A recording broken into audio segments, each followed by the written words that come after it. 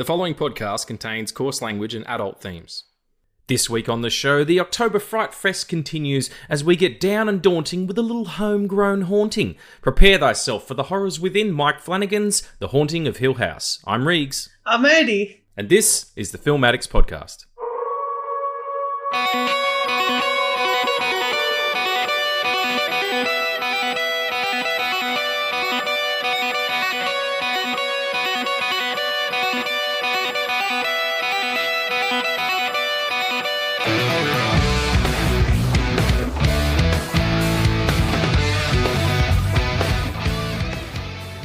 Hey folks, and welcome back to the Film Addicts podcast. I'm here with Addie. How you doing, mate? I'm doing good. I'm barely alive, but I'm doing good.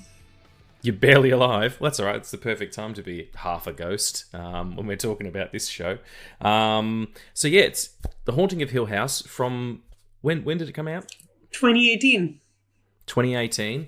Netflix. Mike Flanagan again. Good old Flanny. Which is a type of shirt that people wear in Australia a lot of the time. Little Flanny. And very excited to be talking about it. But before we get into it and all of our other segments, how are you? What's been going on? I'm doing okay. I said the last time, or a few weeks ago, I told you that I was going to watch the Dungeons and Dragons movie a lot. Yeah, hang on a second. Let's just wait on 1 minute, one little second here. Everybody, I don't know if you'll follow Addie on Letterboxd, which is the sort of movie review social media. It's like cool Facebook. It's not. It's just for movie reviews, and you can log stuff and whatever. But I have been on there pretty consistently because that's where I log movies. And every time I go on there, Addie has watched Dungeons and Dragons, Thieves Among Us, People Among Thieves, Honor Among Men, whatever the fuck it's called. Honor Among Thieves, isn't it? Yeah, dragons with tits. And he's been on there logging it day after day. And you've been watching it sometimes once, sometimes twice a day. And currently on the 19th of October, and you've been doing this since the 1st of October, you're up to 18 screenings. Is that correct?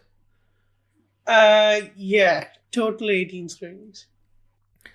Shart. That's how excited I was. I actually hit my computer with my hand. What is going on with this? I need to know. Because you said it to me, I'm like, oh yeah, that sounds normal. And now that you're doing it, it seems outrageous. I love it. This is why I didn't log the whole 199 times I watched Endgame. That's fine. I'm sure someone has. What spurred this on? Like, I don't understand.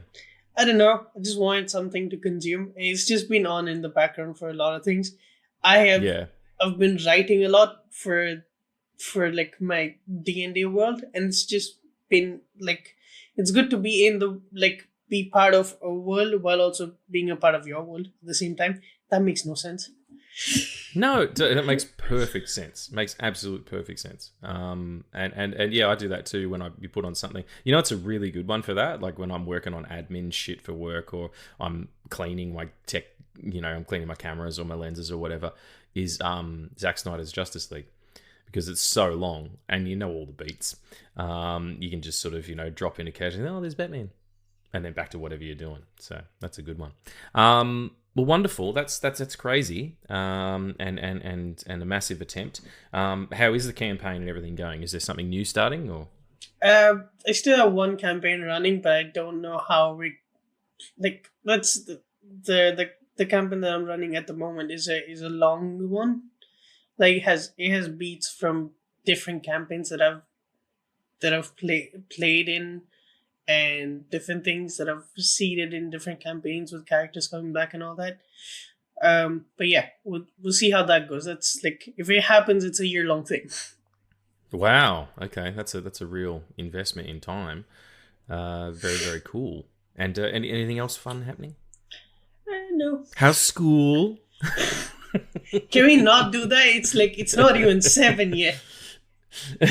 Fair enough. Yeah, well, that's a little bit later where I am. So yeah, no, I was just basically doing Ghostbusters 2, where Venkman goes into Ray's occult, which is Ray's bookshop, and Egon's there, and he's like, well, hey Egon, how's school? But those chicks really dig your large cranium. I think they're more interested in my epididymis. Ghostbusters 2 rules. You should watch it again for Christmas time. Christmas time? Yeah, watch it for Christmas time. Fuck it. Enjoy yourself. Fuck Santa. You know, just Vigo. getting distracted. Sorry, anything else apart from school? No. How are you? I'm the same. I'm busy. What is anything cool happening? Can't think of anything really. Long pause. Nothing really, just normal stuff. Just work and hanging out. My fiance Emily's on tour at the moment, so I'm by myself at home with the boys. A lot of Halloween movies, watching like spooky movies pretty much every day. Watching something, but we'll get into that in What Are We Watching? Do you want to do What Are We Watching? Let's do and then we can talk about that. Let's do What Are We Watching? Fantastic. What are we watching?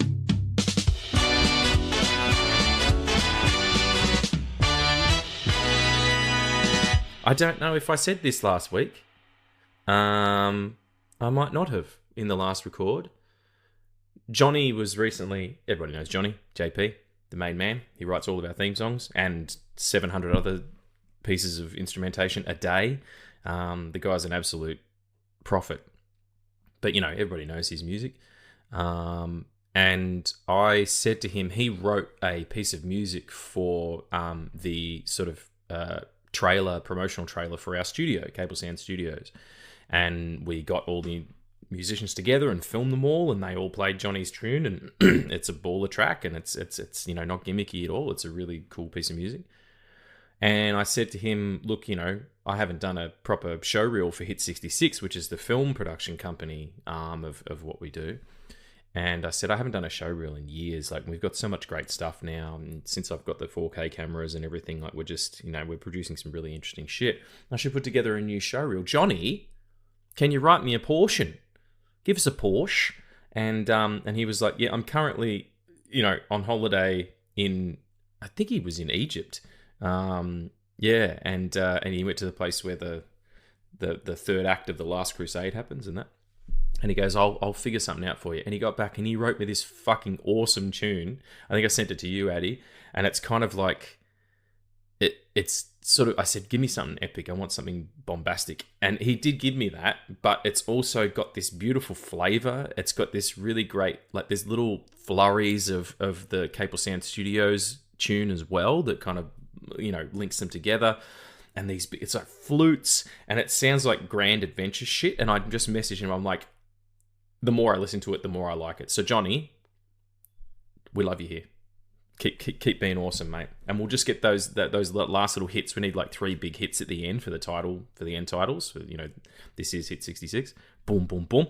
We'll put those in, mate, and then it's done. We're finished. So anyway, I'm only saying that because that was Johnny's theme song you just heard for What Are We Watching? What are we watching? Addie, Dungeons and Dragons. The honor to be dragons. It's honourable. We're honourable dragons. Whatever that is. You've watched that a lot of times. What else have you watched? I actually don't know, so you go first. What do you mean you don't know? Because it's all been Dungeons and Dragons for so long that I don't actually remember what else I watched. So I'll have to check. You're a bit mixed up. That's totally fair.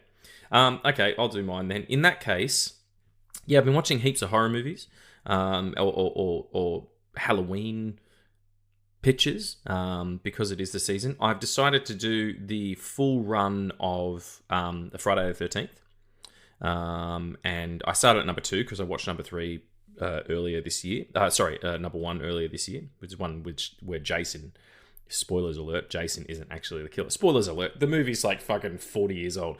You know, Jason's not actually the killer.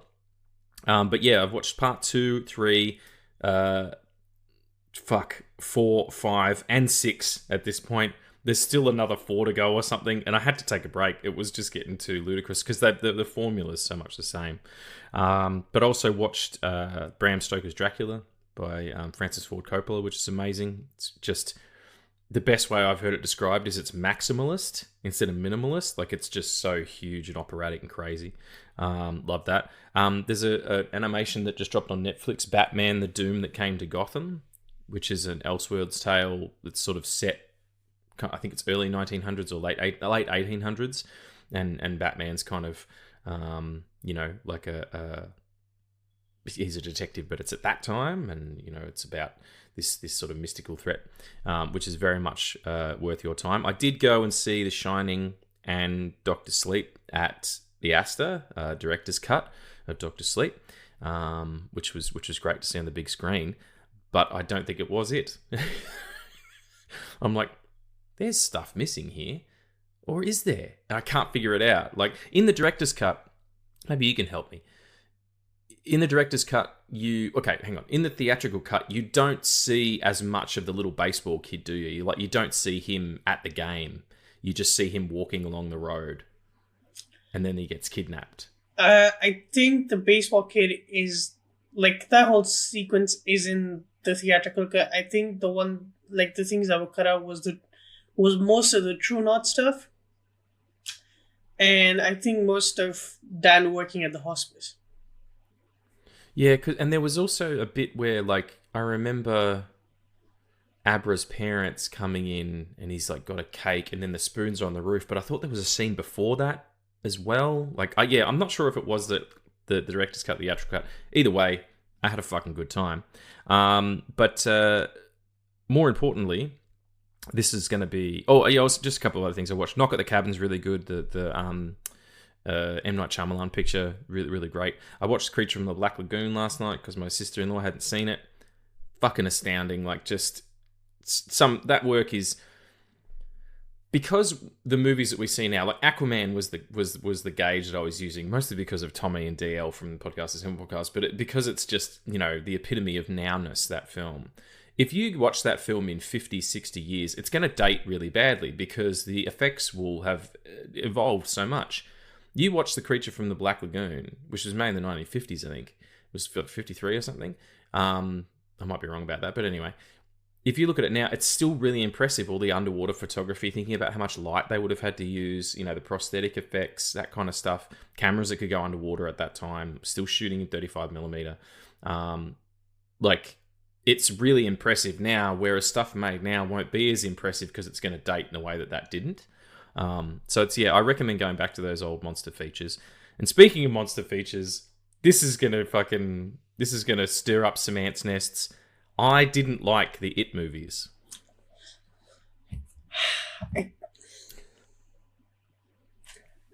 What? Addie's quit. Addie's quit the podcast. I also saw Blade at the Astor in 35mm, and it was fucking awesome. I haven't seen it at the cinema since when it came out. But anyway, back to It. It and It Chapter 2. Yeah, I wasn't a fan. I don't know what to say because that's such that's a very appalling thing to me because I love both of those movies. I know. And you've talked about it for ages. I thought I'm going to peep these. And I remember the made-for-TV 4-hour movie that was in a mini-series that was done in the 80s with Tim Curry. That movie scared the fuck out of me because Tim Curry is horrifying as Pennywise. Skarsgård's awesome. He's really great as Pennywise, especially that opening thing. Hey, Georgie, that is chilling, bone chilling. And then you see him bite the kid, and I'm like, that's a CG mouth thing. And Georgie crawling along the ground in the rain with one arm missing is horrifically good. They don't do that anymore. You can't do that in movies anymore. Have a kid, armless kid, And I like the first one more, the kid stuff. It was kind of what was it described as? Someone described it as serious Beetlejuice. And I thought it was a really good, it was a Letterboxd review. I can't remember who it was, but they said it was serious Beetlejuice. And I thought that's a good gauge on it. But the first one's really good because you don't see as much of Pennywise. It's kind of he's always present, and they've got that weird sort of stabilization thing they do on the camera every time he moves. And there's some really eerie parts, but I just felt like you saw too much of him. It was really glossy in places where it didn't need to be. And then the second one, it just I didn't get engaged with any of the performances really. I thought it was really the final bit, spoilers, where he's a giant spider. and there's that going on. Like, it became something else. It became a big science fiction movie as opposed to, a horrific movie about an alien clown. So yeah, it just didn't engage. Just didn't engage in me. So I'm sorry. I understand that. See, now I understand. I still hate it. I hate that you didn't like it, but I understand. I could. Good. I thought we were gonna break up. But no, see, the thing with it chapter 2, right, is, and I've seen this criticism of it a lot, that the first one is more about the kids than it's about what's scaring them, and the second was more about Pennywise than the kids. Yeah. And the more you see Pennywise, the less scary it becomes, and that's the point. Yeah. Right? That's why the Conjuring movies are good for a certain period of time. If you watch the Conjuring, the second Conjuring movie, and you watch the nun show up, right? And you watch it 3 times, and the third time you'll be like, okay, it's a nun. It's just nothing big. Right? And since the kids had moved on and then came back, right? That was the big shock of seeing Pennywise for the first time after 27 years, was it? Yeah, that's the idea. Yeah. The thing is, I loved the chapter 2 movie because it inspired me to write an X-Men film. Oh, really? Okay. Yeah. What? How so? I can't because James McAvoy's in it. Totally get it. Yeah, I can't say it here, but I'll tell you what inspired me. Okay, we'll talk off mic. Yeah, but I mean, it's if you enjoy the It pictures, that's beautiful. It wasn't for me. I'm sorry about the It's. What are you watching apart from D&D? Well, in film, that's all, because I watched it 18 times. So. Yeah, there's not a lot of room elsewise in the day to do anything else. Have you watched any TV or anything? Yeah. Did you start redoing Hill House? Or? Well, I did it twice. Fucking hell. I don't know how you mustn't sleep. I don't. I'm currently running on 3 days of no sleep. Wow. Well, congratulations for managing to get up and do a podcast then. Because, I knew I couldn't sleep, so I was just waiting for my alarm to go off. I fucking hate that when you're sitting there looking at the clock. And it always happens to me. I don't know if it's nerves or whatever. Just before I'm about to, I'm going to go on a shoot, I'm I need to get plenty of rest, and then I can't. It's fuck my hole. Whichever one, pick it. Pick which one you want. My God, I'm a bit of Swiss cheese over here. Okay, so it was just D&D and Hill House 7 times. Yeah, it was. No, it was Hill House twice, but I also finished The Fall of House Usher, which is wow. I said it before on the show that I did not watch any promos for this because I wanted to go in as blind as I could, and I grew up reading Edgar Allan Poe in school until I fucking left it. So I did not know that this was adapting from works of Poe, and I didn't know either. That's news to me right this second. Well, I won't say more because maybe down the line we do another episode. But the way Flanagan has used so much of Poe's poetry and his prose as well, it's insane. And the only way I can describe Poe from my understanding is when you start reading his shit, his writings, especially his poems, you start reading them, and it's what is I can't understand what this is, and by the end of it, you're maybe I do understand it.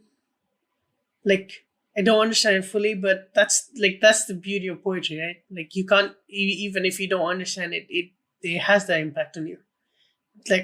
These are words and phrases that don't make sense in all contexts, but in a certain context, it makes all of the sense. Yeah, absolutely. I think Ethan Hawke described it best as far as poetry goes. He's you don't need it until someone breaks your heart, or you fall in love, or someone dies, or you have to travel a long distance and leave your home, all that kind of stuff. And that's when, you're looking around going, how am I supposed to feel about this? Someone needs to articulate this, And and that's where you find it, whether it's in song form or in poetry or whatever. And Alan Watts talks about it as well. He says, like, the function of a poet is to describe the undescribable. You know, how do you give voice to something that is, you know, like that's in it. Funnily enough, like, you know, your hair burns like fire. I burn there too.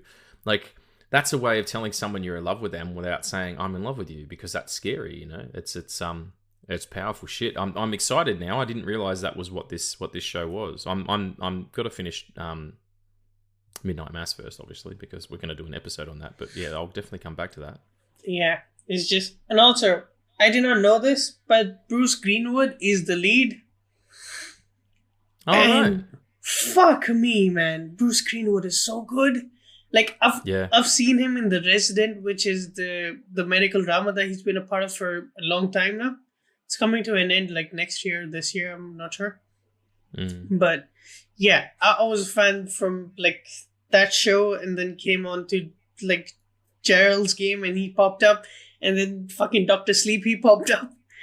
And then now this, he's the lead, and you know, Mark Hamill is in this too, which is... Mark Hamill? Yeah. I'm just giving you spoilers, so I'm going to stop.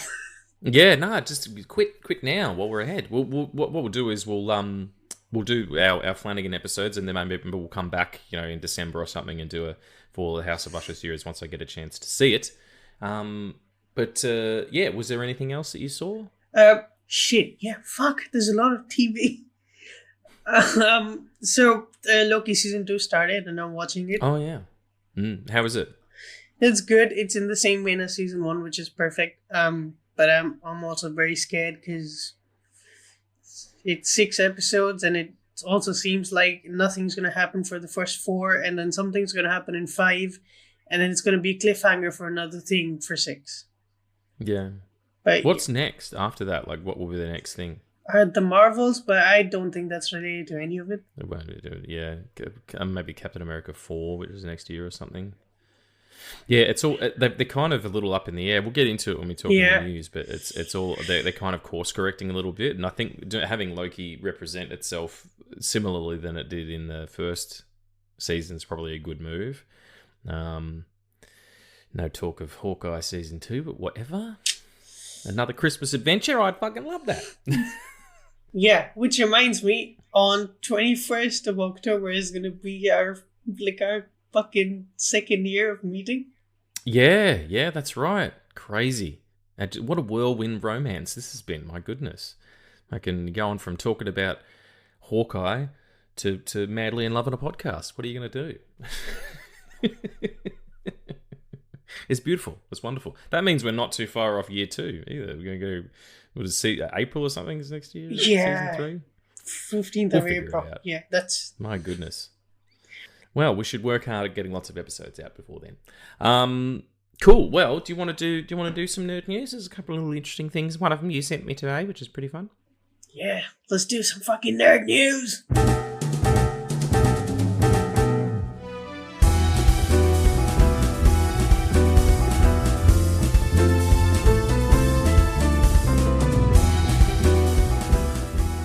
The live-action remake of Frozen is reportedly in development at Disney. Now, let me just say, I recently did a job for a company called MDMS, Mountain District Music Society, and they did a performance of Frozen Junior, and it was really fucking good.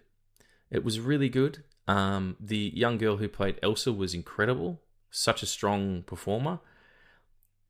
Don't do this. Just go and see the live show. You know, it doesn't have to be Frozen Junior, but just go and see. It works better as a live production. I feel if they do this, it's going to be CG up the wazoo, and yeah, I'm not on board. Having said that, though, I haven't seen Frozen, so I'm a bad gauge. Okay. I am a 40-year-old man. At what point would I have seen Frozen? 32. Missed it. I was busy. That year. Is it good? Do you like it? Yeah. There was a production here that ran for a while called Frozen on Ice. It was shit expensive, so I couldn't go. But yeah. Anytime anything's on ice, it's more expensive. I don't know why. Maybe the ice costs more. Probably. But yeah, I liked the first one. I fucking love the second one. There's two? There was two. There's two. The double froze. Double fro-yo. Okay. Yeah. Intense. But yeah, I think the second one's better. But the thing is, the second one only exists because there was always a plan for doing a live action. Like, for as far as Frozen 1 has existed, there was always a plan, right? I don't know why I'm doing that. I'm so glad it's not on video because I was doing this. While you're gesturing. No, yeah, it was a bit weird. It was a bad angle for that hand movement because you were trying to get it in the camera, but it looked a little bit not you want, you know? So after the side, that's good. Yeah. Hysterical. Yeah, okay, so the second one's better. That's not what people say very often. Well, fuck people. Or, yeah, sure. No, I'm excited. That's one of the things where I was really hoping for this news to come out because I know that this would, if they do it fucking right, it will work. And it'll be immensely popular as well. Like people will lose their mind for it. Well, yeah, good on you, Disney. Keep mining that IP. Yeah, but also fucking fucking pay your actors, please. Yeah, do that also. Just I've got a few because we've kind of like we a lot's happened. So I'm just going to kind of blast through a few, and we'll talk about them quickly. Apparently, Tobey Maguire is reportedly set to be the lead of the Avengers in Avengers Secret Wars. That's horseshit. No, he's not. Who's telling you this? And if that's the case, I'm not fucking watching it. Yeah, well-known insider My Time to Shine Hello has reported a rough plot outline of Marvel's upcoming Avengers sequels. The Kang Dynasty sees the 616 Avengers team fight the Council of Kangs and lose. In Secret Wars, the TVA sent a team of multiversal Avengers that they secretly recruited, led by Tobey Maguire's Spider-Man, Hugh Jackman's Wolverine, and Ryan Reynolds' Deadpool, to save the 616 Avengers and defeat Kang once and for all. I mean, if the Kang Dynasty ends with them all losing, that's just Infinity War. Yeah. And that is horseshit. There is no way you're getting Tobey Maguire, Hugh Jackman, and Ryan Reynolds in that film. I can't see that happening. There will certainly be that all three of them are in there. I'm not sure if that's the plot, because if that's the plot, then it's just we've seen that done very well before with a 10-year fucking build up. I think they're trying to up the ante of like, let's do it so it's canonically across everything, because that's so much so that it's going to be a sort of a reset, a soft reboot of the whole thing. And also, they're folding Sony into it. So all of those Sony movies will now be canon to the MCU after Kraven comes out, if it ever comes out. And look, it's not coming. I can hear it. No, it's not going. It's never going to come out. What are you talking about? Fucking Kraven. It's ridiculous. I can hear in my voice the skepticism, and I'm gonna reset on that. If they do it and it works, that's fucking awesome. That's really cool. Like, any good way to tell a story is a good way to tell a story. I'm just reserving I'm going to reserve judgment, till I see it. But I just don't actually think that's true. I think that's their porky pies, mate. And an example of why I would say that is because something like this, the Blade screenplay is reportedly being completely rewritten at the moment. Hollywood insider Daniel RPK says that Marvel's upcoming Blade reboot is reportedly being completely rewritten from scratch.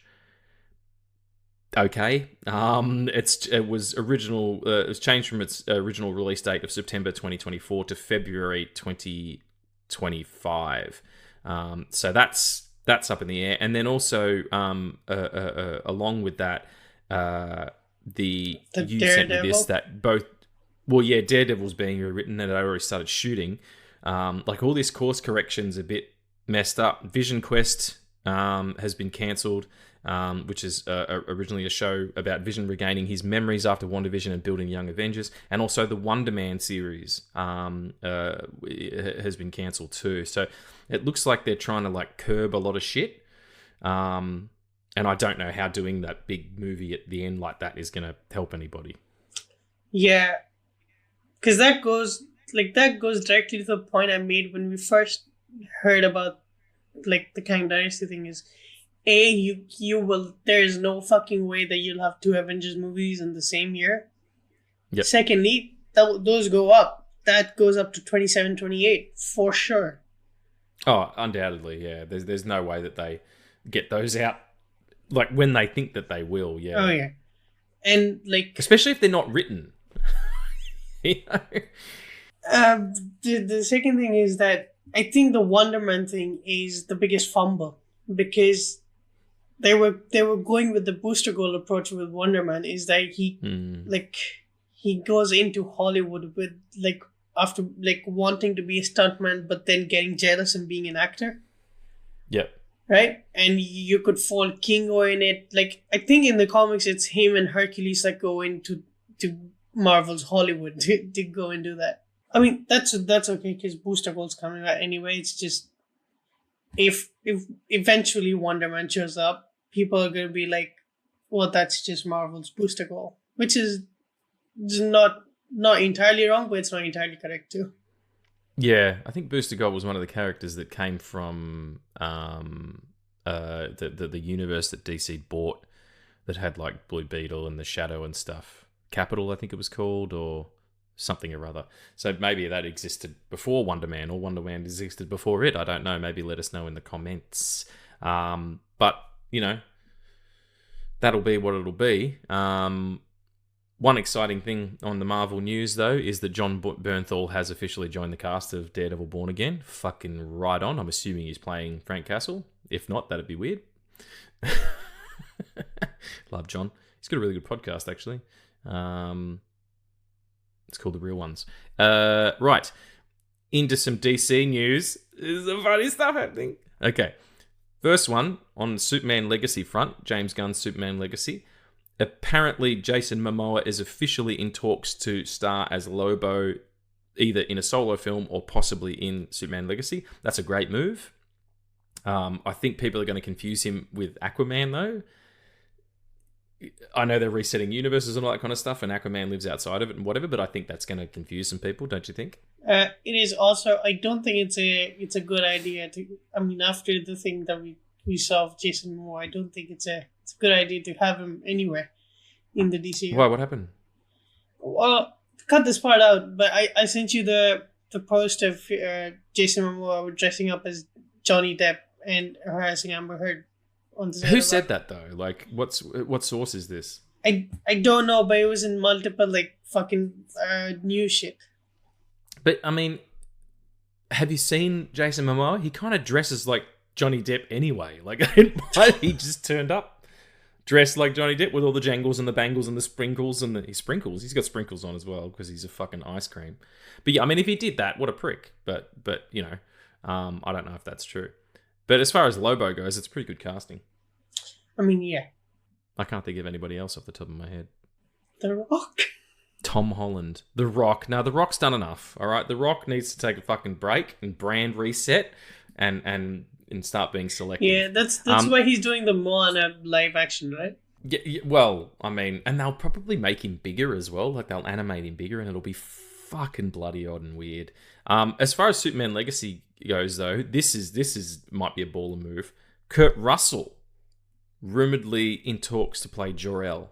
100% yes. Yes. Wow. 1,000% yes. That's insane, dude. That's a great move, man. He's got Jor-El energy all over it. I mean, fucking, I'm really excited for that Monarch TV show that's coming out on Apple. Yeah. That's got him and Wyatt in it, his son.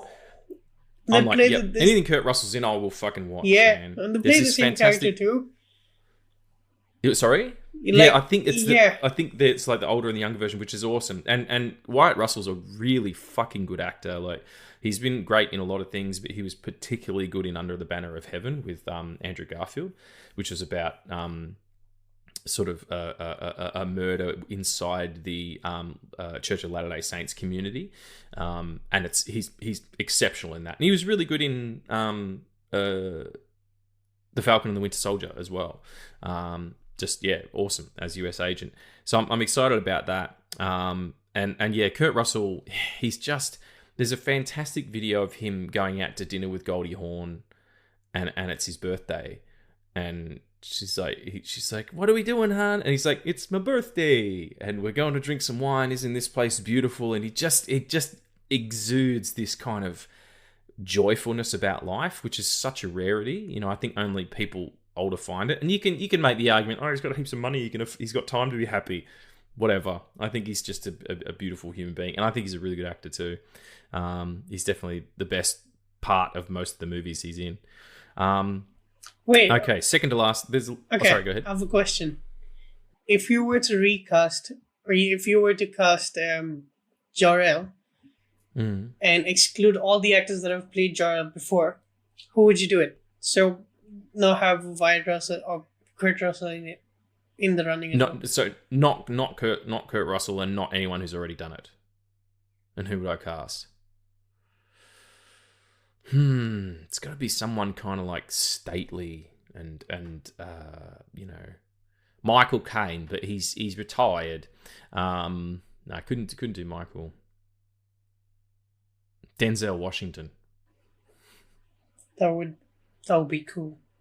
I mean, that might change the ethnicity of your Superman, but he would be cool. Like someone with that kind of energy. But if it had to be a Caucasian actor to go with the actor who is going to play Superman, Cornsweat. I can't remember his first name. Oh wow. Let me think for a second. Because I would just go Nicolas Cage. Age up Keanu Reeves.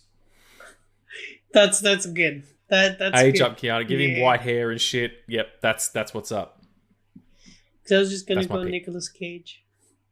Or Nicolas Cage would be pretty cool as well. What a manic energy for Jor-El. And like, tell him to do exactly what Marlon Brando did, and it's Nicolas Cage doing a Marlon Brando impression. Perfect. Nicolas Cage has one of the most interesting performances in a superhero movie of all time. He was in the first Kick-Ass as Big Daddy. Yes! Nobody fucking talks about that. I don't like that movie. I think it's needlessly nihilistic and grotesque in places. The second one's even worse. And the comic book's horrible. Like, it's a really... It's not good. But he got a really interesting performance in that film because he plays three characters. He plays the dad to Hit Girl, who is like, we'll go and get banana split, child, like that kind of thing. And then he switches to a very different version of himself when he's talking to anyone else apart from her. And he's like, it's a game. I'm playing a game. And he's that I'm getting vengeance, whatever. And then when he's Big Daddy or whatever the character's name is, and he's in the costume and stuff like that, he's doing an Adam West impression. Boom! That'll fuck your mind right up. Yep. So rewatch that film if you want to. If you can stand the fucking disgusting. I just find it really needlessly like gory, cruel, and there's so much suffering. Like he gets burned. Like I know it's in the comics and an adaptation and everything, but it's just like extreme. That what the We Hate Movies podcast calls edgelord horseshit. Like where it's needlessly extreme just to provoke a reaction as opposed to being like motivated by something. But that's just my opinion. If you like the Kick-Ass movies, fill your boots. But yeah, Nicolas Cage, fantastic pick. Maybe Nicolas Cage could also play this next role. Apparently Hush is going to be the main antagonist in The Batman Part 2. At this point, that film has more protagonists and more antagonists than protagonists. Like any other member of the Bat Club that we've seen. What the fuck I think they might be slipping into the same problem. I know what you meant. I think they might be slipping into the same problem that the original series did, is where they're going to bulk out. Like, okay, well, the sequel got to go more villains, because in the first film it was just the Riddler, and Oswald Cobblepot's in it, but he's not an antagonist as much as the Riddler is. It was more just him. He was like appearing. But if they have like this and then the Joker and blah blah blah, it's just you're gonna feel like it's gonna have the same problem that the original series had, where it's just gonna become about the villains, which is you want to be Batman. Yeah. Plus, I mean, I don't know if I've said this before, but I was talking to a very close friend of mine who's a diehard Batman fan, and he likes Batman when he's dark. And I'm not that. I'm with Batman learning to grow because of Dick Grayson, and then joining the Justice League, and then creating. I'm with that arc. Yeah, and, sure. It's just the only way that could work is all of those characters, all of those villains are small cameos at the end of the film, where Arkham just breaks loose and everyone's out there in Gotham, and that's the third film. That's pretty cool, right? I do like it. A Cataclysm kind of... Cataclysm was a series they did. It would have been in the 90s, I think, where an earthquake hit Gotham and they were cut off from the US. Like they were, persona non grata kind of situation, and they kind of all had to fend for themselves. And there was like aftershocks in Bloodhaven and shit. And it was pretty cool. It's sort of what happened at the end of the Batman, where they flooded the place. Like if you have that kind of happen, that'd be interesting. Yeah, but like, I don't get the point of having so many. Like, the Joker was in there, that was cool, but it was also unnecessary. Yeah, that's one of the most unnecessary stingers of all time. And it does nothing to further the story of that film. It's just like, hey, the Joker might be in the next one, come back. Like, it's Batman, we're coming back. You don't need to fucking pepper in this guy, you know? Because then you're married to it as well. You can't develop the way that Nolan was like, we're going to write one at a time, and then if we get the okay to make the next one, we're going to figure that out. Which is why there's none of that fucking guff, you know, in The Dark Knight. If you finish The Dark Knight with him taking the rap for killing Harvey and riding off into the night, and he's like, you know, he's a silent protector, a Dark Knight, and you just see that bat pod go up the ramp into the light and then cut to black. If that was the last Nolan Batman film, that's a good ending. And it's an ending. It's definitive. You know, you don't need him to... He ends both as the hero and as, you know, the savior that people don't know, which is what Batman kind of should be. If they hadn't have got a third film, it still would have ended properly. Yeah. And, like, that's the thing, because it's set to be just 3 films, unless they have a plan of, like, extending it. I don't think Matt Reeves is gonna have more than 3 films. He's got much shit to do. There is something about a trinity of films, or a Euclid of what the word that I use anyway. It was a mathematician who like did things in triplets, or had a theory about it anyway. That's my understanding. There's something about the uniformity of that works really well. It's like, you know, the structure of a film is 3 acts generally, or 4, but most of the time it's kind of the 3, you know, beginning, middle, and end, and whatever. That kind of work. It feels good. So just, you know, let him do that. Have Hush and no one else. And finally, this is the last one. This is we're going to file this under no shit. Gal Gadot. You know Gal Gadot? Uh-huh. The Gadot and Ezra Miller are not expected to return as their respective characters in the DCU. No shit! You don't fucking say. Gal Gadot, who's you know, clearly not interested, and Ezra Miller, who's clearly untalented. You know, I don't care about any other stuff about him. I don't think he's a good actor. You know, not a huge shock there, but whatever. Yeah, I mean, Gal Gadot has been going on for interviews after interviews saying that Wonder Woman 3 is a go, and then saying, we don't know what's happening, dude. There have been conversations with James Gunn to a point where it's like, it's a joke now every time she's asked about it. Yeah, absolutely. It's like, I don't know. This is misleading as fuck. I just either leave Wonder Woman alone for a minute and recast her, or do something different. You know, like find another female-led superhero that you can dig into for the DCU. I don't think you need to do Wonder Woman. You find other people. Maybe Power Girl, but without the big thing of cleavage. Yes. If we do Power Girl, I really want it to be like an actual fucking suit instead of like that taken out. And like no fucking like. There's nothing down there though. Like every time we see Power Girl, it's just the upper thing. Yeah, it's and there's no like the person who created Power Girl sort of wrote that as like a gag. Okay, because of that, the way that like superheroines are sexualized in comics, and that still happens today. It's just a little bit less frequent. But in the 90s, that's all it was. It was big pecs, big guns, big tits, as Kevin Smith said in Chasing Amy.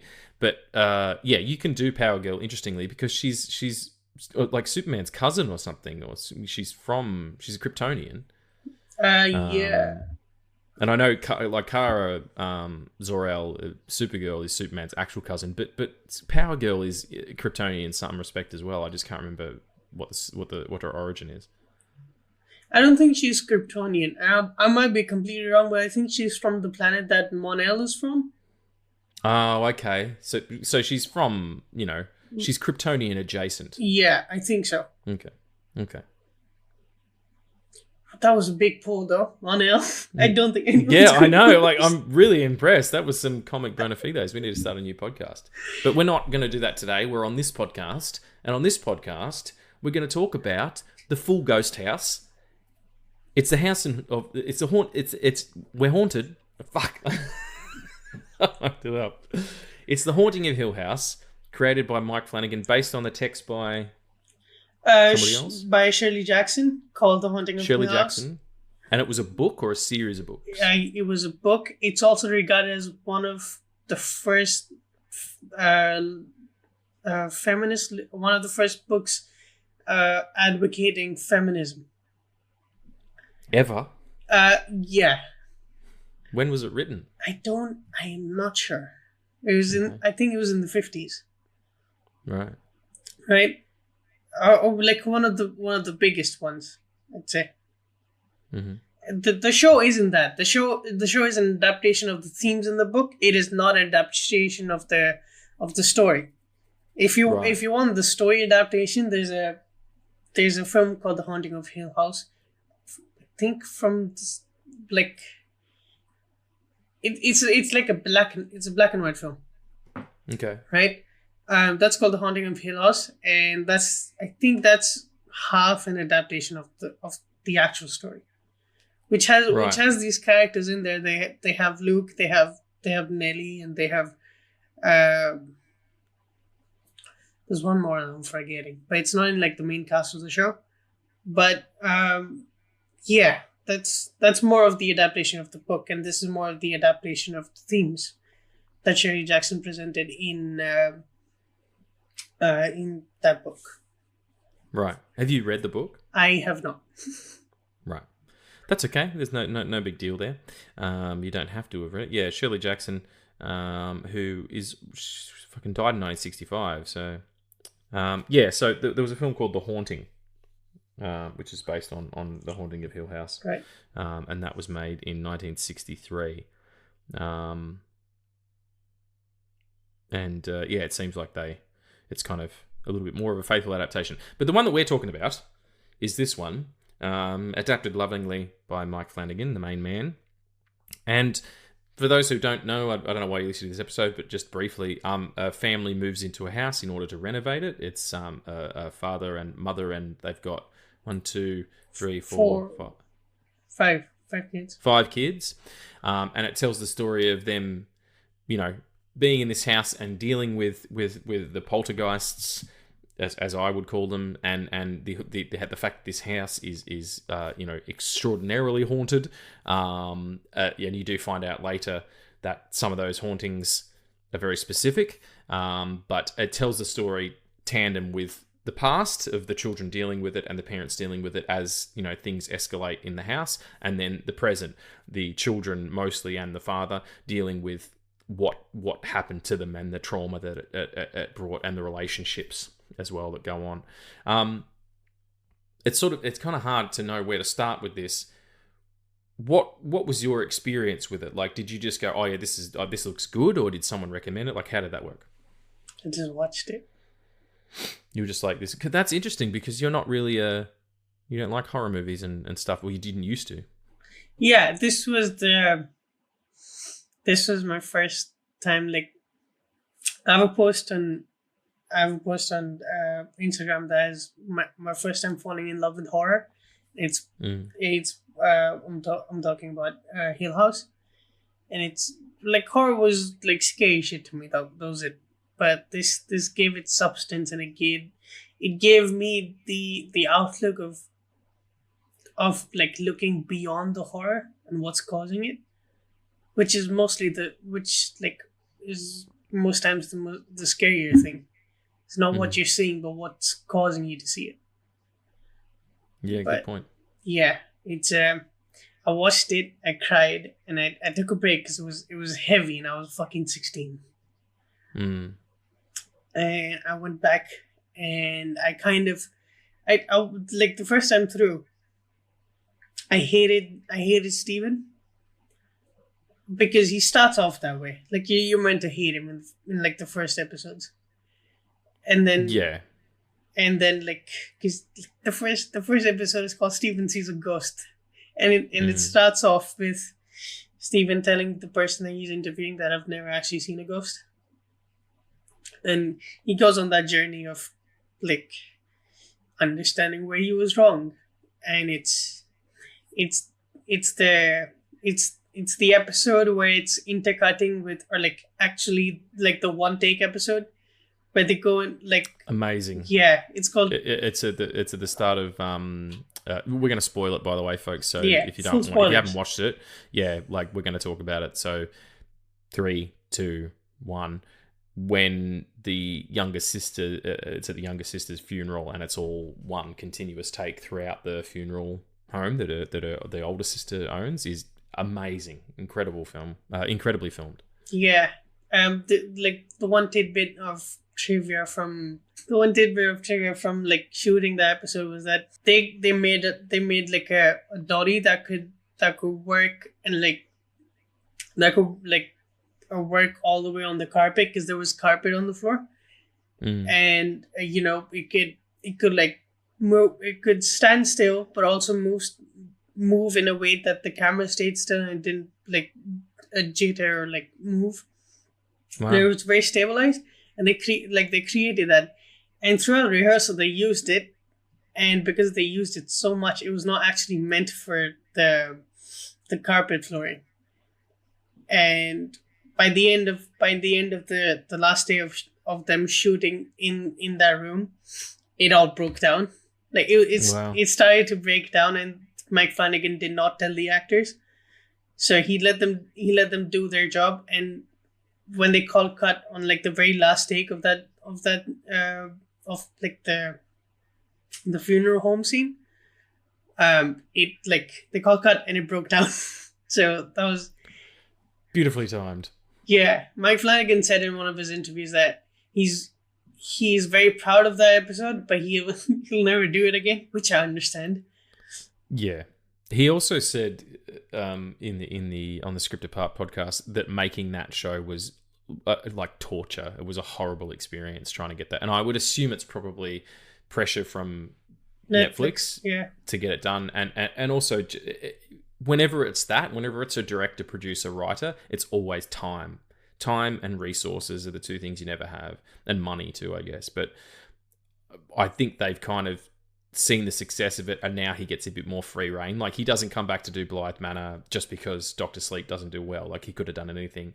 He doesn't come back to do Midnight Mass, which is an incredibly personal piece for him, and he certainly doesn't come back to do, what is a spiritual sequel to all that stuff, for the House of Usher, without getting a better deal of how to make these things, like having more time available and rehearsals and all that shit. But the beautiful thing of it is that you see none of that tension on screen. Like, all you see is these amazingly well-drawn characters, this beautiful family relationship, and everybody gets individual beats. Like, it's one of the most well-constructed pieces of narrative from a character level that I've ever seen, and it shares so much DNA with the way that Stephen King develops his stories, where you build up this these relationships and these characters, and you invest in them, and then all the horrible shit starts happening, and you actually care what happens to them.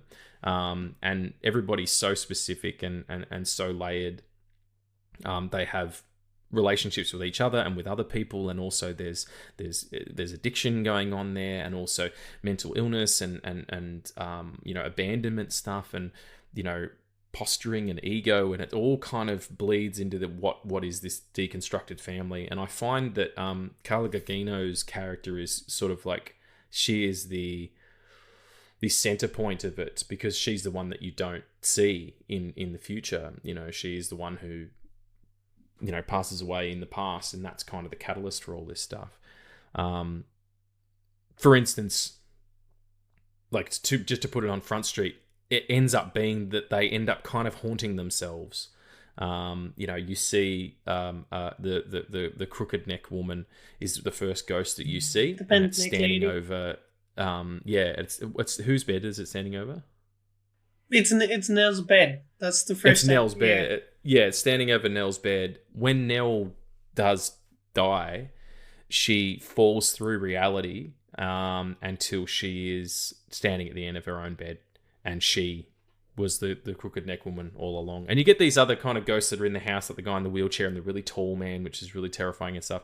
But the one that gets me every time is, I think it might be in the first episode, I'm not sure, where the dad goes in and speaks to the oldest boy, and he's like, you have to close your eyes and don't open them. And then when they run out of the house, what you see is Carla Gugino's character with an injured leg running, but you don't know that yet. Yeah. That doesn't happen until the second last episode. Them. You see this woman with a weird limp looking like a ghost, and it is fucking terrifying. And I'm not even gonna lie, I got up and put a light on. I was sitting in a dark room with just a salt lamp on, and I'm like, nah, I'm going to go and put this light on in this other room. Isn't that silly as a grown man? But they do. That's the other part where that happened. I was like, oh, this is something different. This isn't just a haunted house thing. This is a haunting yourself. What an interesting concept. And I think that this in terms of scariness and giving you a scare, I think Flanagan's work has diverted from that. Where I think the most scariest thing is parts of Midnight Mass, but I don't know how far along you are, but Midnight Mass, everything. Only the first episode, yeah. Yeah, wait till episode 3. It all just fucking it picks up, jumps off. Yeah, I'm excited. But yeah, it's with Hill House, Flanagan found his audience of. The scares are okay, but the character, the character shit, the drama is what we're here for, and that's what got him doing all these other shows, and that's why most of those were so successful. Yeah, absolutely. Each sibling is a representation of different stages of grieving, and you said, the character of the mother was the glue, right? Was the glue of this family. And in Hill House, you see that the glue literally break. And then it's all of these people just roaming around individually, being haunted by the glue that's not there. And the entire show is the mother calling them back to just be together. And fuck, man, it's so heartbreaking when this, it's in that episode of the one take episode where Shirley's sitting down and she says that, isn't it funny how Nell always just wanted us to be together? Someone should have told us not to. Someone should have told her not to try this hard. Yeah, if you've lost anybody and tried to come to grips with what that actually means, and the otherness of it. It's a really good show to watch because it doesn't answer anything, but it kind of gives you it's that scene where no one can see her. No one could see me, you couldn't see me. Yeah, I was right here and none of you could see me. Yeah, the horror of that, and that's what it is. There's not much in the way of, when you really break it down, the stuff of it's not like in The Shining, where the woman in the bathtub actually strangles Danny and he gets, bruises or whatever. Like the malicious spirits that are in that house don't do much to them. It doesn't, no one gets. It's more the house that sort of does the kind of, forces people to do things like as a conduit for evil. It's not individual ghosts. It's the ghosts of their past is what the problem is. Whether it's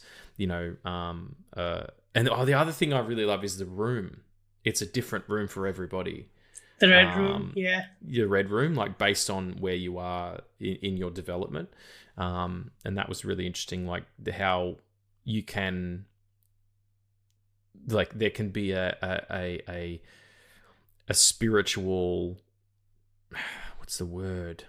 Like a fulcrum, like a focal point, where it changes for whoever it happens to be, and it is the house that is doing this. It's not necessarily that's what I mean by poltergeist. Like a poltergeist is something that is born out of intense anguish and emotional strain. Like it's not a ghost, it's not a dead person. It is the embodiment of tragedy or of rage or whatever. Seems like that's what this is, more than just your typical haunting.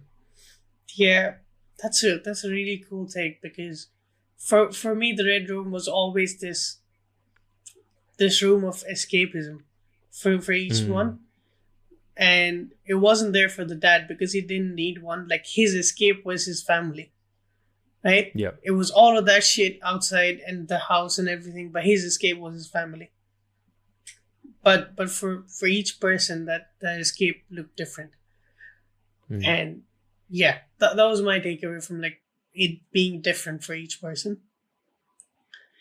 And yeah, I said in the Dr. Sleep episode, but the ending we got was not supposed to be that. It was them, that scene, Luke celebrating the 2 years and Steven's wife pregnant and Shirley back with her husband and Theo's doing okay. But it was all that, and behind them was the window, implying that they never escaped.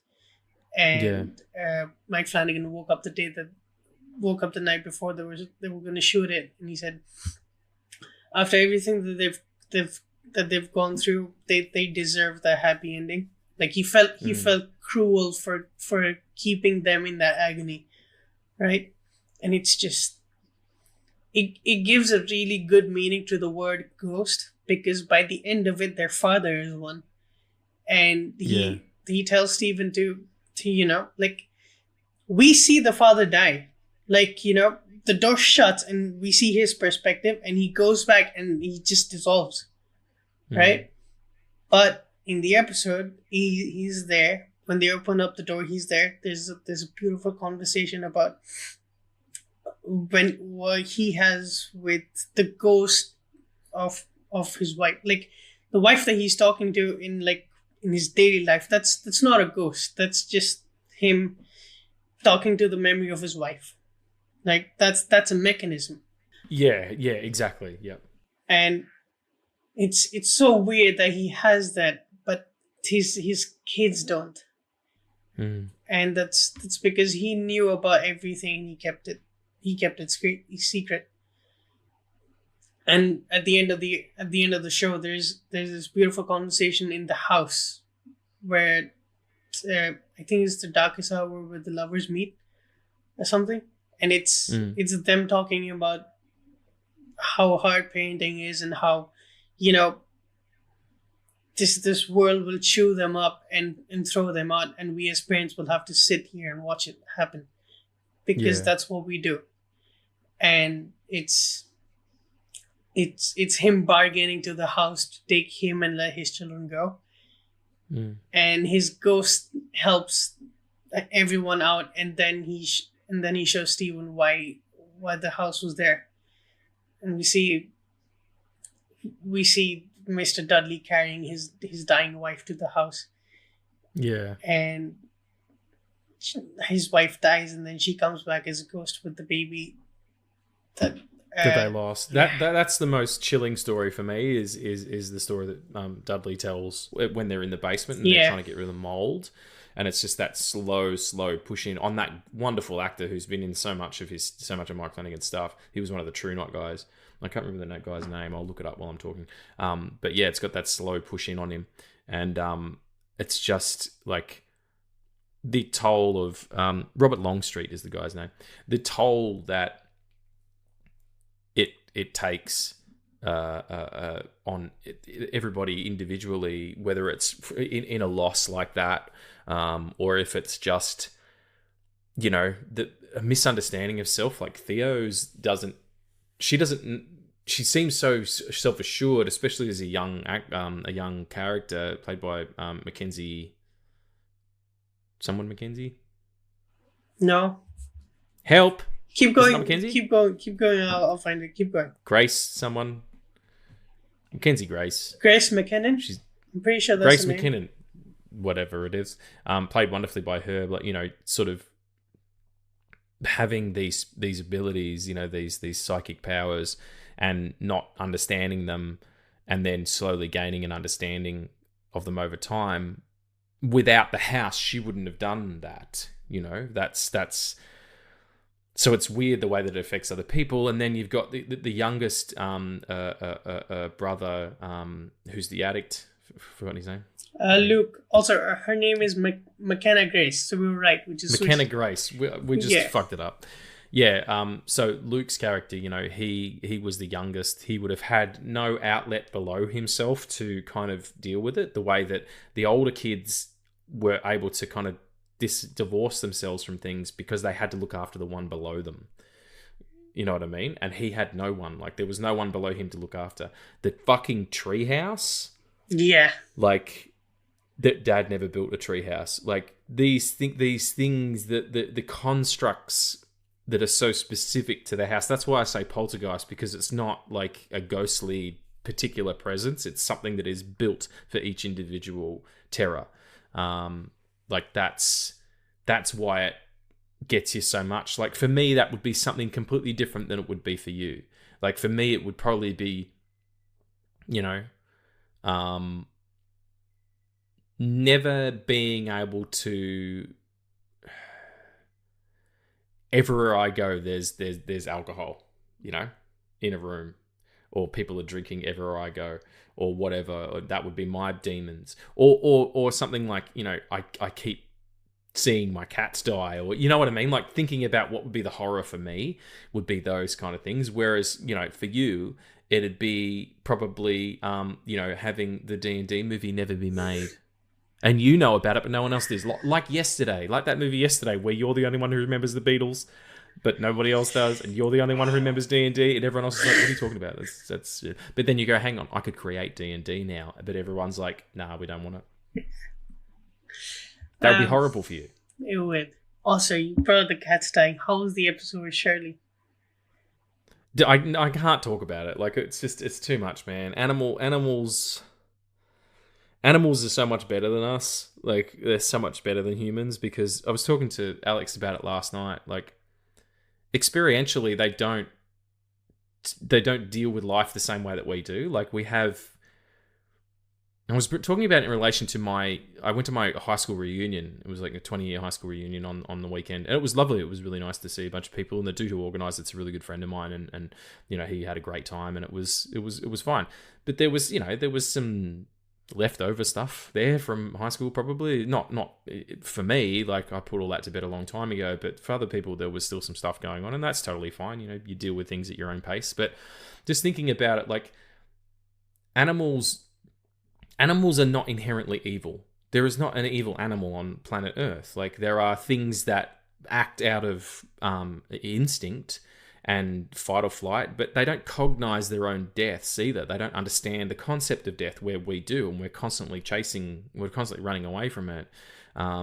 They just have the feeling of, like, being alive. Like, no animal will ever do anything out of ego. Like, there's posturing and you know, where they'll, you know, a bird will fluff up or do a little dance to get a mate or whatever. That's a biological imperative. They don't do it out of ego or malice and stuff like that. That's not what they do. They want, you know, nutrition. Well, not nutrition, but I guess they do. Yeah, they want nutrients. They want to be able to eat. They need to be warm. They need love the same as everybody else. They have rich emotional lives. Like, they can be, sad or happy or whatever, but they don't do anything out of... There's no evil to them. There's no malice. Whereas there are truly evil human beings on planet Earth. So yeah, of course, the animal stuff gets to me. It's why I don't eat them, because it's fucking weird. It's fucking weird to eat animals. I'm sorry, and that's me. Like, I never push that on anyone else. I'm sure you have a positive argument for it, and that's totally fine. I just can't hear it. I just think it's really peculiar to do that. To do that to a creature that has no concept of, can feel fear in such a real way. Like, to have something that you put in your body feel fear. It just, it's very, very strange. But yeah, that they were particularly tough. The episodes with the dying kittens, and I was at the time, surrounded by these three boys, these three cats, either where they're sitting on the floor in front of the fire or whatever. And yeah, that was the scariest part of all of it. I'll take all the ghosts you got. I'll fucking fist fight a ghost, but come for my animals, and you've got real problems. That's why I told you it's heavy. Yeah, it was. That was the heaviest part. It's not even like thinking about, losing family members and stuff like that. It was just the innocence, because that's what they are. And it was pretty brutal. Like, I can literally hear them meowing now because they're out here. They're not, I'm in my office with the door closed and I can hear them meowing, and it makes my heart hurt. Thinking about it episode by episode and how things kind of escalate and stuff like that. What's your kind of, where did you know you were like, okay, this is it? Did you know from the jump, like episode 1, I'm in, or did when you get to a certain part? Because I know exactly when I was like, this is going to be something I repeat watching. The problem with that is that I was like a completely different person then when I watched it the first time. So I don't actually remember what it was that hit, but I think it was probably the mystery of the Red Room that kept me going. I was like, because I need to know what it was, and then it blew my mind at the end. But the reason... Such a good narrative technique, yeah. Yeah. It's just fucking awesome. Every time I see somebody else react to that, it's so like... It's like... Fuck.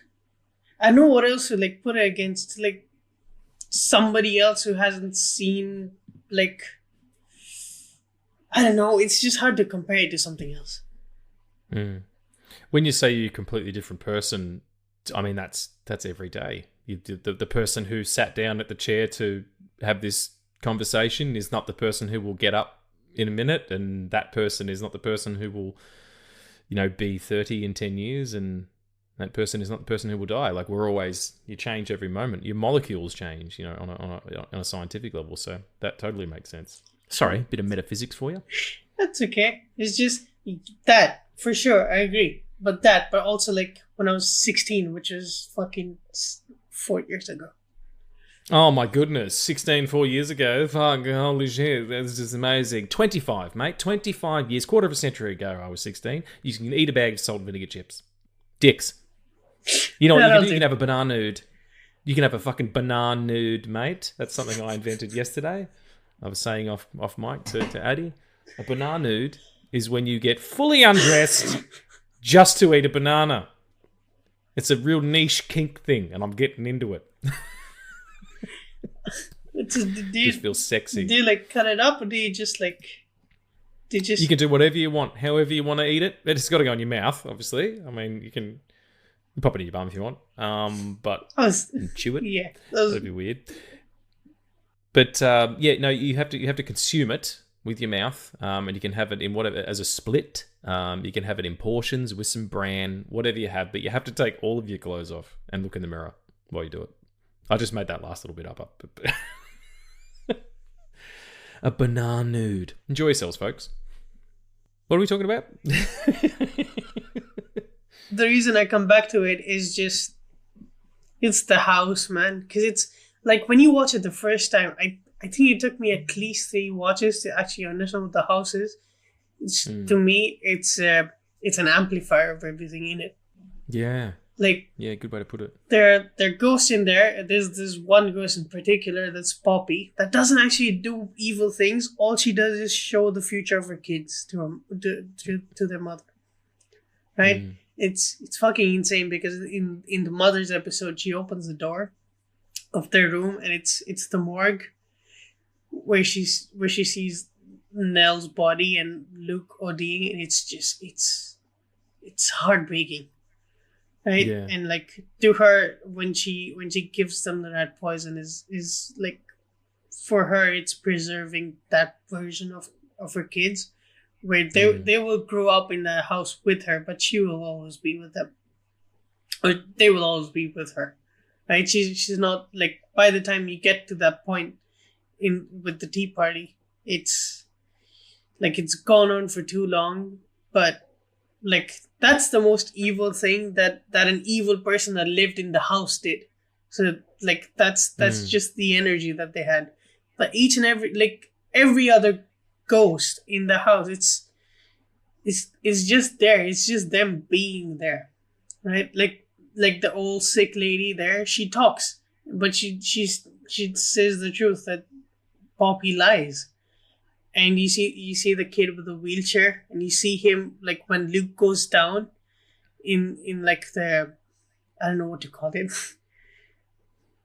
The dumbwaiter. Yeah, the dumbwaiter. He goes down. He sees that kid without the wheelchair, and the kid is crawling. But all you can see is what Luke sees, which is this just scary ass shit that comes to him crawling and then rips out the shirt. Yeah, he's wearing.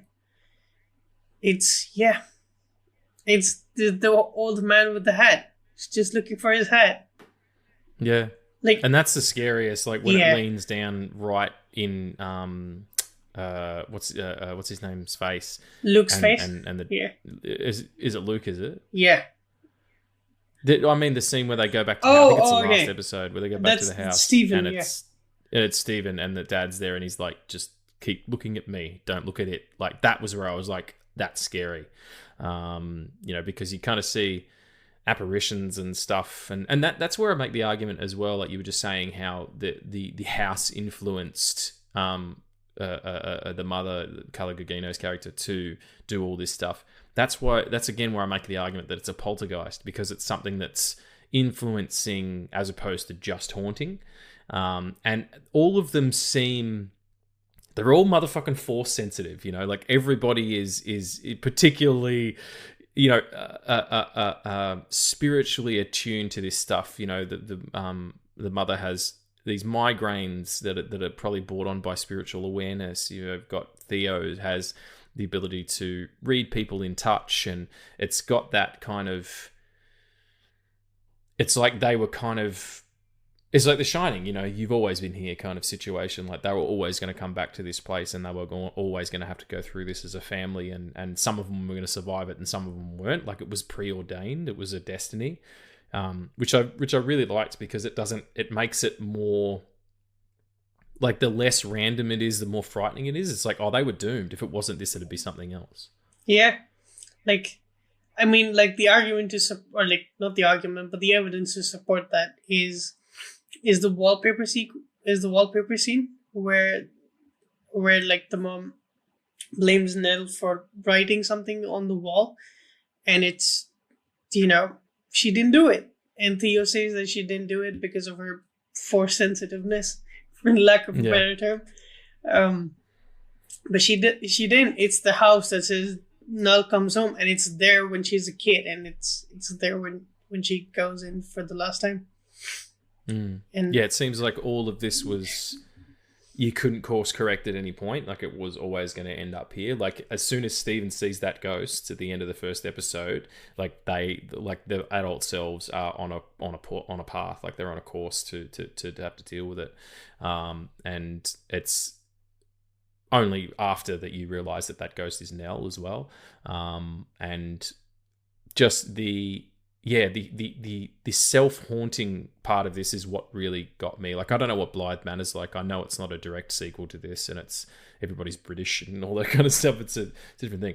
But, which is funny because it sounds more British, doesn't it? Oh, Blythe Manor. Oh, hello. Do you want to come here for tea? Crumpets. What do people eat in the UK?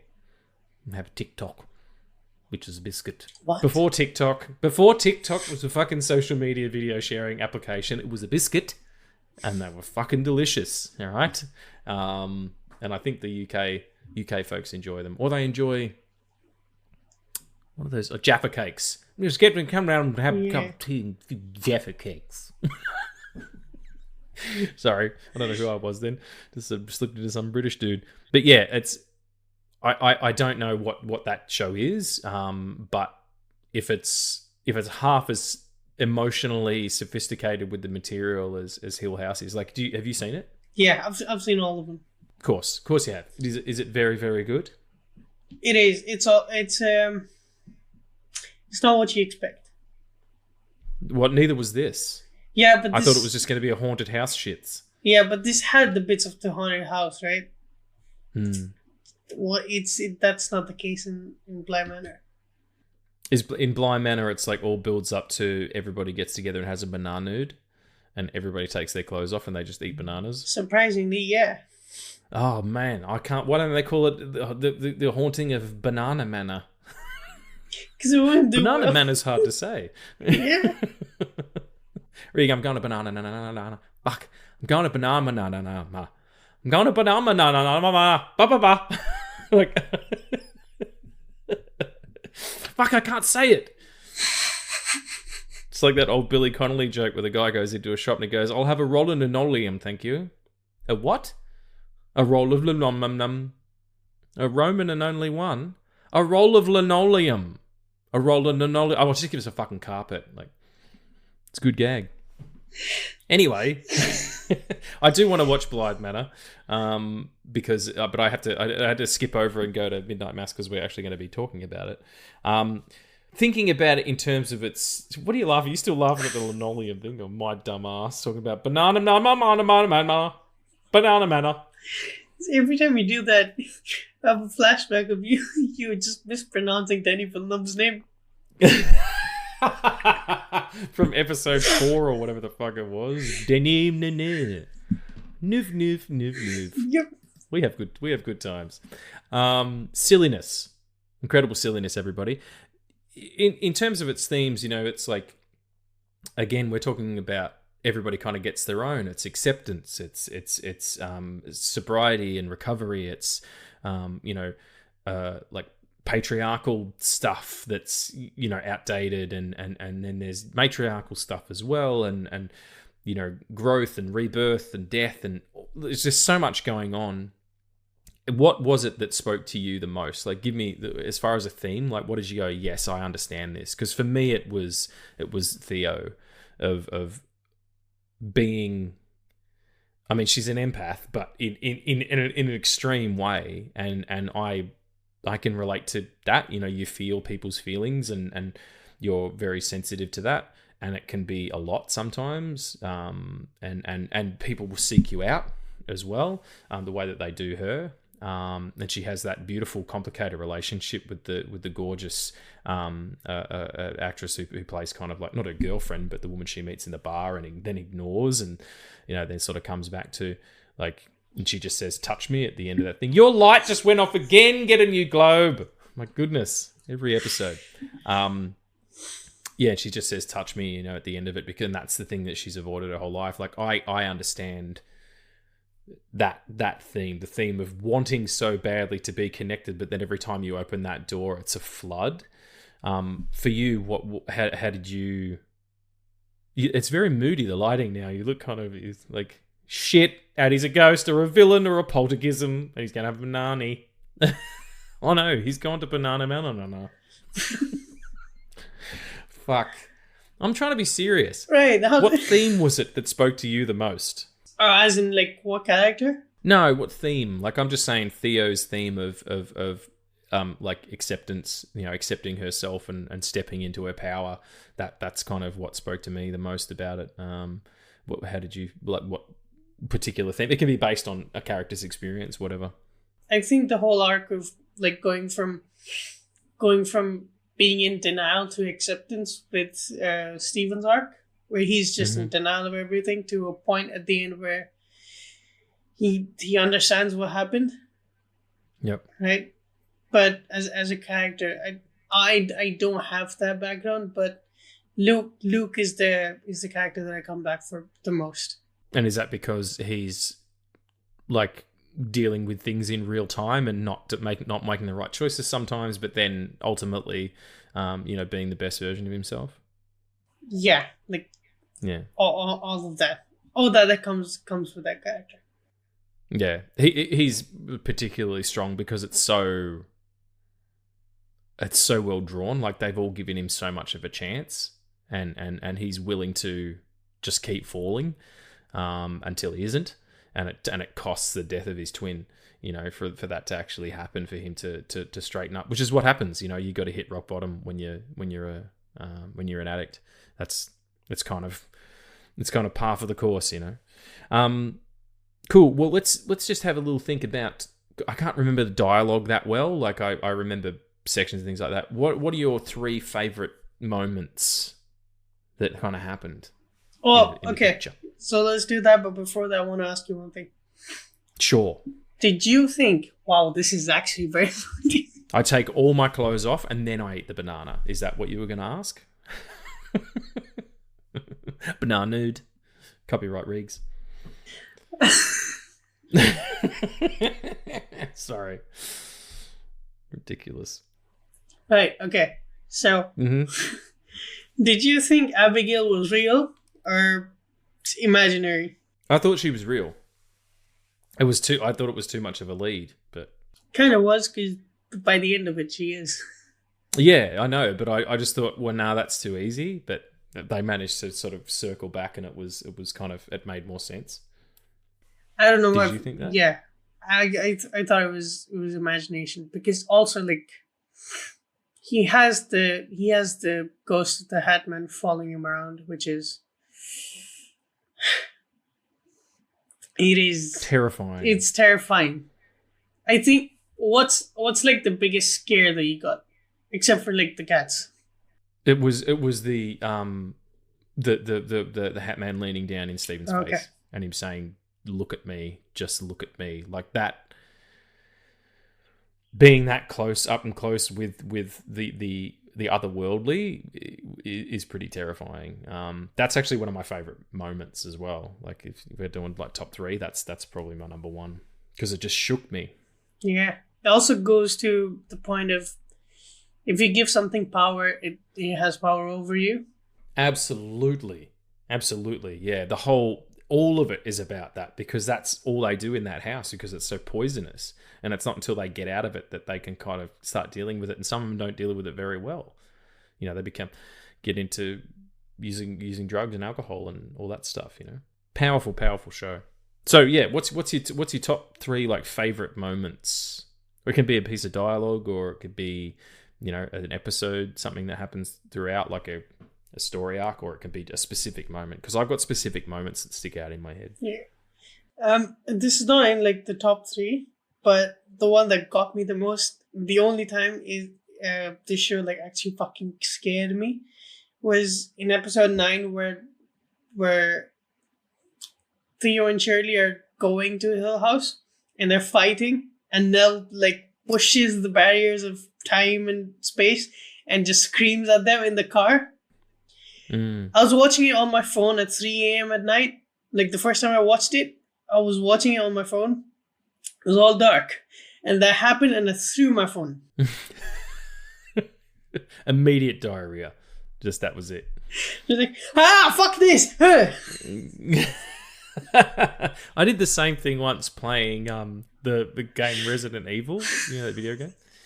I would have been maybe 15 or 16, I guess. It was the first version of that on PlayStation, and me and my friend had been playing it for hours, and it was probably 5 or 6 in the morning, and we'd been up all night, eating lollies and drinking coffee and stuff because we were teenagers. And we hadn't seen a zombie in fucking forever. Like we'd just been walking around this goddamn house with fucking not a zombie to be seen. And then all of a sudden, these zombie hands bust through a boarded up window and grabbed us. I threw the remote in the air and dived under my bed. And the guy who I was hanging out with, my friend, he screamed in a way that he has not screamed like since or before. And we literally had to stop doing it. We saved the game and watched cartoons to calm down because it was too much. So I totally understand what you're saying, my friend. There's a few jump moments when I went and saw The Shining the other night too. I've seen that movie 100 times. When Jack rounds that corner and sticks a fucking axe in what's his name's chest and screams, Dick Halloran's chest, fucking hell. You can't help it. These things are affecting. Yeah, that's... So if that's not, sorry, go ahead. Yeah, that's the one death in The Shining that I wasn't like prepared for. It's the only death. Apart from Jack, he's the only person who dies in that whole movie. The rest of it's all ghost shit. Yeah. And there's an argument that, I mean, we'll talk about it when we talk about the Shining next week, but my business partner, Dan, loves that movie, and he makes the argument that all of it's in Jack's head. I'm like, well, that doesn't work because a lot of it is seen by Jack's wife and Danny as well. But there's an argument for it. We'll talk about that next week. But so if that was one of them, what are the other three? Silence lay steady on the stone, on the wooden stone of Hill House, and whoever walks there walks together. At the end, really great adaptation of the original lines. Yeah, that's the only word that Flanagan changed from the actual book. Is instead of like in the beginning we open with the same passage where it's alone, and by the end of it it's together, and he changed it from together to alone, from alone to together. Because the story is about the family, not about the house. Yeah, absolutely. And I guess the other one would be, it's hard, man, because like it's all filled with just so much stuff. It's hard talking about a series, because it's just it's so dense. There's so much going on. Yeah, especially this one. Yeah, in particular. But I love Nell's last speech because there's no like. There's some sort of beautifulness in like what she's found after death. Like, they're all trapped in that room and she saves them. And then she explains what she's experiencing, which is she's just there floating in what her perception of time is now that she's out of it. Right? And it's, and they all apologize to her and she says, there's no need to apologize. You loved me and I loved you. And the rest is confetti. Yeah. It's just... Yeah. I think the most heartbreaking moment for me is probably how Nell's death is shown. It's because it was just everything she wanted. And just... It goes from being so sweet to horrific in a switch. Well, that's the nature of tragedy. You never know when it's going to come calling. We got one more? I think that's all. That's all? That's fair enough. That's particularly good. Mine are more moments of things that I felt like that I'm not going to forget. One is the Hat Man leaning down in Stephen's face and the dad saying, look at me. Don't look at it. Look at me. That was really, really affecting. When you found out that the Red Room was experiential, that was different for everybody, and then you see the playback of that, like who was at the door. It was them trying to get in, and Theo was in there with her workout tape. That was pretty powerful to me. And again for Theo, it was the end of that episode where you found out that she is like a physical empath. And you've seen her deal with that as a child and as an adult throughout that entire episode. And then at the end, she asks her lover to touch her. What's surrender? Which is really the key to understanding and not controlling, because controlling is the wrong word. It sounds too mechanical, but accepting yourself is surrender, and that's. The whole thing is that like they're all trying to be these versions of themselves that were decimated as children because of what they went through. They couldn't develop properly, and for her to do that, to be like, no, I am this, I own this. This is who I choose to be, not who I am damned to be. Like, it's a really powerful moment, and she's such a wonderful actress too. I'm not sure of her name, but that was the one that spoke to me a lot. So. But yeah, that's the Haunting of Hill House, everybody. We do so love it. Go and check it out. It's gonna be an every October thing for me now. I had to watch it a little earlier than that because we had to do this episode. But yeah, it's definitely gonna be something to go back to. I'll finish Midnight Mass and then do Blythe Manor and Usher, and then probably start at the top again. So Please, if you've got Netflix, fucking get into it. Or maybe Addie will have a pirate version again. I and don't. give that to you. I don't have Man, you can't pirate off Netflix. They'll fucking come for you, mate. Don't even worry about it. Share your password. Fuck off. We're going to send fucking SWAT teams to your house. Hot, hot, hot, hot, hot, hot, hot. And they'll turn up and be like, are you sharing your password? Because we're Netflix. I don't have a Netflix voice either. I got Disney Plus. That's good. Yeah, no, you're not allowed to do any other impressions. Why is that Disney Plus? Because you don't have that many voices in your bag, Regs. Netflix could be Swedish. Netflix could be Swedish. And Bruce Ganagini, I'm a Netflix. That doesn't make any sense at all. Why would it be Swedish? Do we have any questions this week, Addie? We do. Wonderful.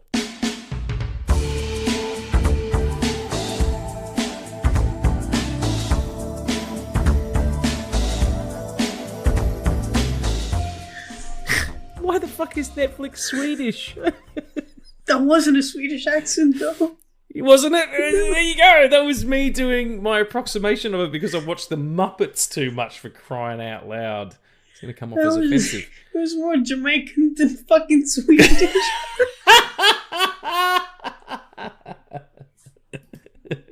AB Netflix.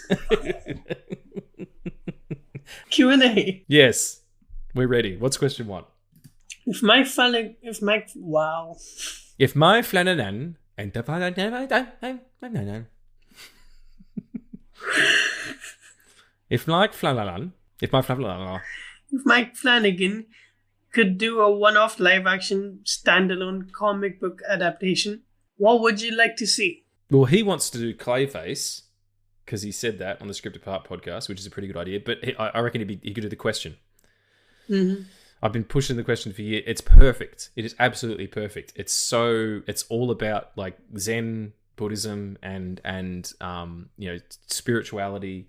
And it's, about a character who has a faceless mask that he wears, and he fucking kung fu kicks the shit out of people, and there's demons and like organized crime, and it would be perfect. Do it as a series. It was a 8 or 10 episode series. It would fucking slap. I have 2 actually. This one he mentioned as well as the Justice League Dark. Yeah, he'd be great. Perfect for that. Or like, this is one that I've been pushing for fucking generations, but nobody listens to it, which is... For generations, huh? Yeah. See, I am the immortal one. Of course. Yes, you are Blood Axe and Baby Blood Axe.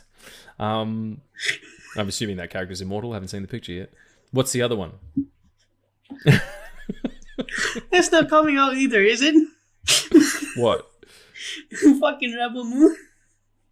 It must be. Come on. Oh god, it's December. It's gonna come out in December. Is it? We're doing episodes on it. Fuck everybody. We've got to do it. Yeah. Got to talk about the moon.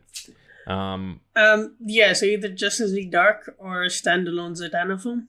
Yeah, Zatanna would be great because she deals with the spiritual realms and all that kind of stuff. Like, it's just going to go from ghosts to being other dimensional shit. Which he could do fucking well too.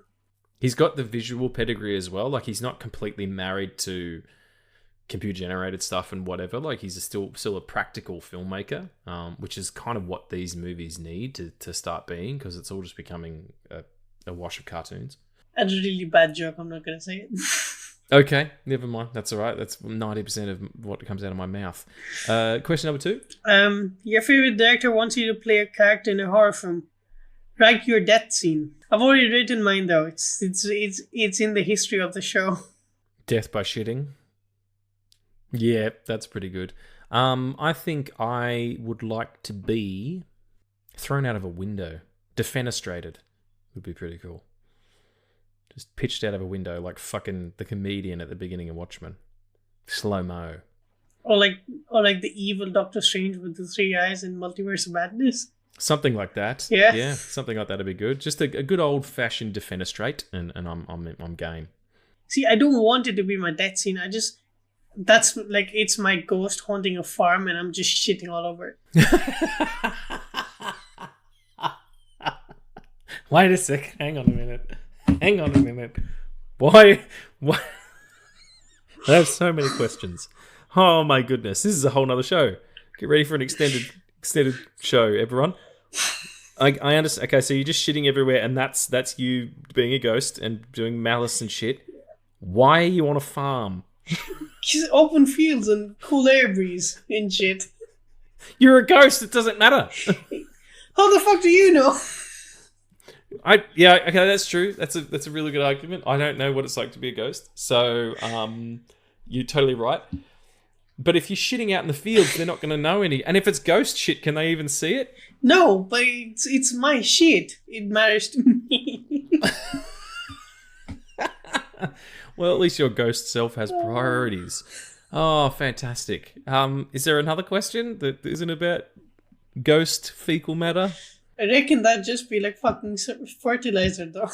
Right? Yeah. Or maybe they don't know. Maybe they can't see it, but they can smell it. Like, this farm smells like shit. Like human shit. Not a normal farm smell of like where it's just animals and cows and horses and shit. Like, this smells like a toilet here. Let's not buy it.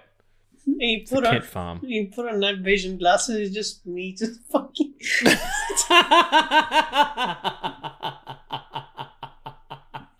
And then you notice them watching you, and you stand up really quickly and jolt off with diarrhea flinging out of the back of you. Nah, I just, with the power of all the mighty shit that I have, I just fly away. Right. Wow, this is getting more and more complex as time goes on. There's an anime that's exactly this story. I'm positive of it. It's not even 10 a.m. yet. What the fuck? I know. I just after lunchtime myself. This is crazy. All right, What's the next question? Last question. Most devastating moment in the show. Finding out, Nell discovering that she herself was haunting herself. I was like, holy shit. That is...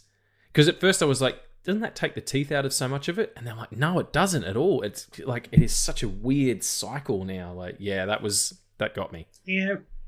That since it was supposed to happen, it was her future reaching out to her. For me, horrific. Yeah.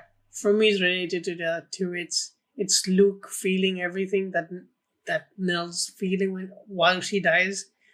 It's just, I'm cold and I'm stiff and I can't move. Yeah. Oh, man.